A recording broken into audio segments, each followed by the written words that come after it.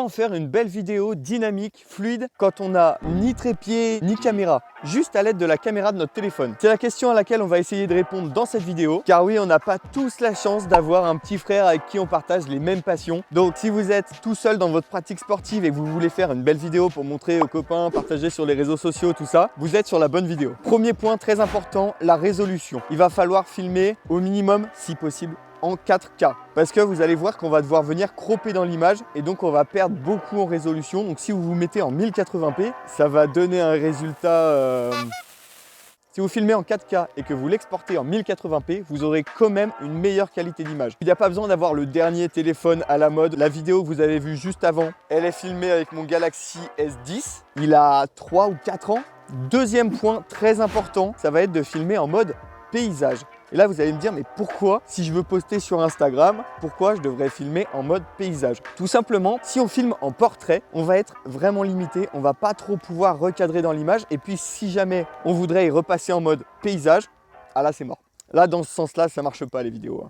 Par contre, si on part de mode paysage qu'on croppe pour faire un mode portrait, on aura beaucoup de marge pour la post-production, pour recadrer. Et ça va faire que vous ayez des belles vidéos. Et en plus, si je fais ça,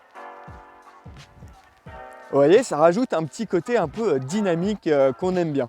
Bon, je vous fais un petit point style. Les écouteurs, c'est vraiment pas pour le flow, d'accord? C'est juste parce que le micro de mes écouteurs, c'est le meilleur que j'ai pour le moment. C'est pas grave, il y en a un autre qui arrive, un petit micro cravate, on va faire ça bien. Troisième tip, ce que je peux vous donner, c'est qu'il faut shooter au maximum. Vraiment, n'hésitez pas à faire des plans, même si c'est tout bête, genre vous filmez les pieds, très bien, très bien. Comme vous avez pu le voir sur la vidéo que je vous ai montré au tout début, c'est dynamique, ça bouge, il y a plein de plans, des cuts, des zooms. Donc il y aura un plus gros travail en post-production, mais la vidéo sera bien plus belle. Et surtout, même si vous n'utilisez pas tous les rushs, au moins vous vous assurez une marge en fait, vous vous assurez d'avoir tout ce qu'il vous faut. Le tip numéro 4, ça va être de varier les angles. Un angle rapproché, un angle éloigné, un angle sur le côté, de derrière, de devant, en hauteur, en bas. Bref, utilisez un peu tout ce que vous avez autour de vous pour essayer de faire quelque chose de dynamique qui change jamais les mêmes plans en fait. Pour la compo des plans, trouvez des lignes directrices. Donc les lignes directrices, ces lignes naturelles ou alors créées par l'homme qui vont diriger le regard du spectateur, du viewer, je sais pas comment on va l'appeler, sur le sujet. Eh, regardez, qu'est-ce que je vous avais dit? J'ai investi dans le petit micro là. Ah, je suis content, j'espère que ça fait un meilleur son en tout cas. Bon, c'est bien beau d'avoir les bases, mais maintenant il faut passer à la pratique. En me baladant, je suis tombé sur ce spot qui avait l'air génial, du coup j'ai vraiment envie de faire ma vidéo dessus. Première étape, ça va être de trouver un bâton ou une pierre histoire de caler mon téléphone. Je vais le poser sur le bas de ma trottinette, histoire de la surélever un peu par rapport à l'herbe. Une fois mon super setup installé, je me rends là où la terre est mouillée pour aller rejoindre mon spot sur les bottes de foin. Et y faire ma super line improvisée. Bon, elle est pas incroyable, mais j'aime beaucoup le saut. Il paraît pas grand, mais en vrai, je suis mort, on dirait pas que c'est haut. Regardez ça! C'est mes traces de pied. Je peux y foutre toute la main. Donc là, on va essayer de placer le téléphone sur une botte de foin. On va varier les angles pour une même action. Comme ça, à la post-production, j'aurai plus de choix. Je pourrais choisir si je veux la laisser en une seule action ou alors si je veux qu'il y ait plusieurs angles, que ça dynamise un petit peu tout ça. Maintenant, il faut que je trouve un endroit pour le mettre. Du coup là, comme vous avez pu le voir, j'ai fait l'action sans faire le saut. Déjà parce que j'avais pas envie de recréer une trace de malade par terre. Et parce que du coup j'avais pas envie de me mouiller tout le pied. Je mettrai pas de toute façon le saut de cet angle là. Alors autant ne pas le faire si on prend des risques un petit peu inutiles. Alors c'est cool, il y a du soleil. Ce qui est moins cool, c'est que j'ai failli perdre mon téléphone.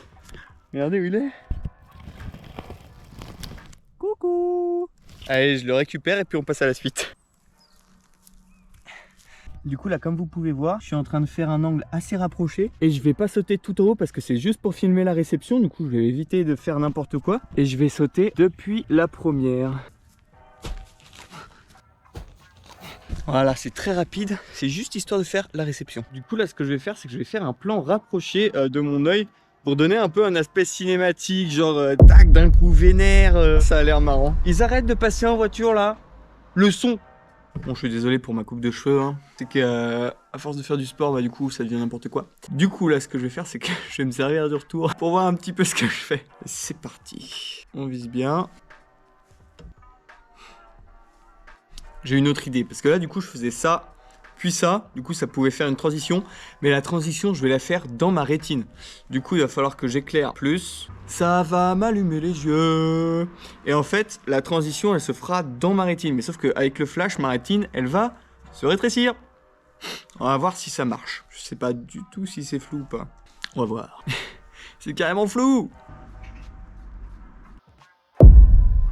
Ok, du coup là j'avais rien prévu en venant ici, mais là j'ai une petite idée, ça peut être sympa comme tout. Ce que je vais faire, c'est que je vais faire une line, donc je vais partir de cette barre, ensuite aller sur celle-là, puis sur celle-là, et là je ferai un lâcher de barre en salto arrière, et on va faire un petit montage pour faire croire que j'atterris sur la trottinette et que je pars. Vu qu'on sera en plan fixe, ça va être super facile à faire, parce qu'on va faire un plan sans la trottinette, où je sors, je fais ma sortie back, machin, et un plan avec ma trottinette où je roule. On va bien veiller à atterrir dans la même position entre la fin du plan où je suis en salto arrière et le début du plan où je suis sur la trottinette.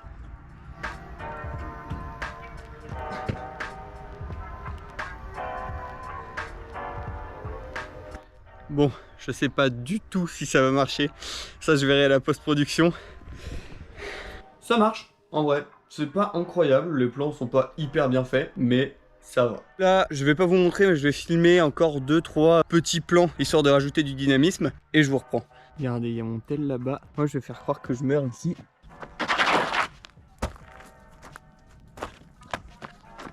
Waouh, ça rend beaucoup mieux que ce que je pensais. Là, mon téléphone, si je l'avais voulu, j'aurais pas pu. Il s'est placé de façon à ce qu'on voit même pas le sol. En fait, je marche sur le bas de la vidéo et après, je tombe vers le vide, enfin là où on sait pas où je vais.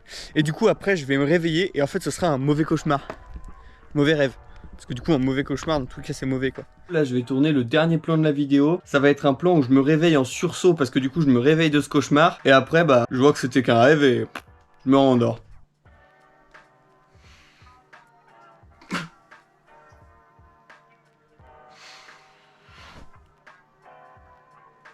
Mon jeu d'acteur sur 10 en commentaire. Bon, dernière étape, on va faire le montage. Donc, on va ouvrir l'application CapCut. C'est selon moi la meilleure application pour le montage sur téléphone. On va venir créer un nouveau projet. On va importer toutes nos vidéos. Ok, maintenant qu'on a toutes nos vidéos, on va passer au dérush. Première étape, placer les vidéos dans le bon ordre, tout simplement. Ok, elles sont toutes dans le bon ordre, c'est bon. Maintenant, on va passer à la deuxième étape. Donc là, on est sur la partie un peu dérush, donc on va enlever toutes les parties inutiles des vidéos. Par exemple, quand je ferme les yeux parce que je me prends le flash dans la tête, et ben ça, on enlève. Quand je suis pas sur la vidéo, j'enlève. Ok, c'est bon, j'ai fini de dérusher. Maintenant, on va pouvoir passer à l'ajout des effets. On va voir un petit peu ce qu'on a besoin de faire, des transitions par exemple. Donc, à regarder en réel. Je trouve que c'est un peu long, le plan du début. Ouais, voilà, c'est mieux. Peut-être zoomer un peu sur l'œil du coup là. Voilà, c'est peut-être un peu mieux. Ok, c'est mieux. On va rajouter une petite transition histoire qu'on aille dans la pupille, dans la rétine là. On va prendre la transition agrandissement. Vous pouvez voir que je suis pas en pro sur CapCut, tout simplement parce que mes montages, je préfère les faire sur l'ordi, on est moins limité. Waouh, cette transition là, je sais vraiment pas comment je vais pouvoir la faire sur téléphone. Ok, je sais, on va accélérer un peu parce que la trottinette elle est trop lente, je trouve. Ok, ça s'enchaîne bien. Là, couper parce que sinon ça va être trop long. Hop, donc là j'arrive, tac. Et ça, après, on pourra y caler avec la musique. Ok. Vous voyez, quasiment rien à faire, en fait. Juste, on découpe l'avant, l'après. Bah, alors, beaucoup trop long à la fin. J'adore ce plan, parce que vraiment, on dirait que je marche là sur la délimitation du plan. J'adore, j'adore. Ok, c'est pas incroyable. C'est pas mal. Je modifie moi 2-3 trucs sur l'ordi. Le rendu serait très bien hein, sans le PC et peut être vraiment super. Juste, moi j'ai pas un bon niveau sur le téléphone. Du coup, je vais terminer sur l'ordi. Et c'est surtout, ça va être plus facile pour ajouter du sound design. Je pourrais le faire sur téléphone. Mais j'ai pas envie de me prendre la tête. Je vous souhaite un bon visionnage. Je vous montre un petit peu à quoi ça ressemble à la fin avec la timeline en dessous. En tout cas, j'espère que cette vidéo vous a plu. Si elle vous a plu, n'hésitez pas à commenter, à me dire quel sujet vous voudriez que j'aborde la prochaine fois. À partager et abonnez-vous pendant qu'on y est. Voilà, si vous voulez pas louper les prochaines. C'était l'instant mendiant. Maintenant, vidéo.